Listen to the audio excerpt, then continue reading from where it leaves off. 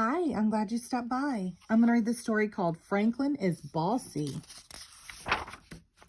Franklin the turtle could zip zippers and button buttons. He could count by twos and tie his shoes. He had lots of friends and one best friend named Bear. They played tag and marbles and hopscotch and ball. But one day something awful happened.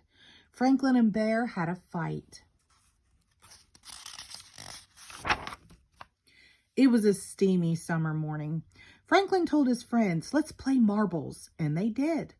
After a while, Franklin said, "I'm tired of marbles. Let's have a race." "You always pick the games," grumbled Bear. Franklin paid no attention. They started to run. Bear was in the lead. Goose followed close behind. Franklin saw that he was losing and cried out. "Slowest one wins," as he crawled across the finish line last. "That's not fair," said Bear. Franklin ignored him. "I'm tired of running. Let's play baseball." Bear did not put on his mitt. He did not put on his cap. He was mad. "It's too hot. I don't want to play," said Bear. "Me neither," said Beaver. "It's not too hot," said Franklin. "Is too," said Bear. "Is not," said Franklin. "I don't want to play with you, Franklin," shouted Bear. "And I don't want to play with you either," Franklin shouted back. Franklin stomped all the way home. "What's wrong?" asked his father. "There's no one to play with," answered Franklin. "Maybe your friends will come by later," said Franklin's father. "Maybe," he said. In his room, Franklin built a castle. He made a cape to be brave in. He made shields and swords and suits of armor. He drew pictures. He played house. He read stories. He played by himself for 1 whole hour. And then he didn't know what to do.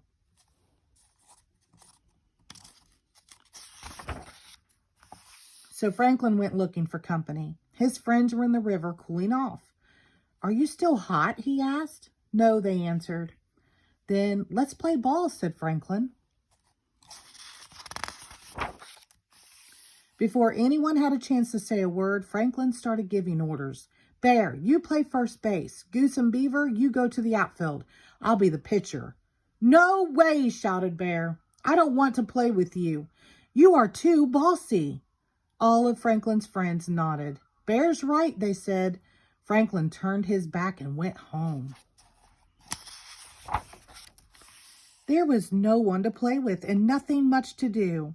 So he helped his father all afternoon. They weeded the garden and washed the floors. And they made supper for Mole because he was sick. "You're a good friend," Mole told Franklin's father. On the way home, Franklin asked, "Do you and Mole have fights?" "Sometimes," said Franklin's father, "but we always make up."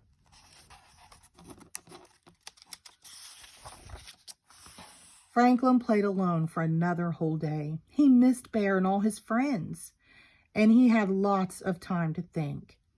He would go to Bear and apologize. Franklin and Bear met on the bridge. "I was going to your house," said Franklin. "And I was going to your house," said Bear. "I'm sorry," said Franklin. "It was all my fault." "No, it was my fault," said Bear. "Mine," said Franklin. "No, mine," said Bear. "Stop!" shouted Beaver, who was listening under the bridge. "This is silly." Beaver slapped her tail so hard that Franklin and Bear jumped. They started to giggle. "Friends?" asked Franklin. "Friends," said Bear.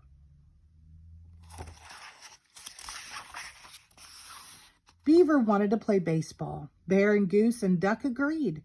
They were picking teams when Franklin insisted on being the pitcher again. All together, his friends shouted, "No fair, Franklin!" Franklin knew they were right. He couldn't always be pitcher. It was his turn to play in the outfield. And it wasn't so bad, for although Franklin didn't catch a single ball, he did catch lots of flies. The end. Thank you.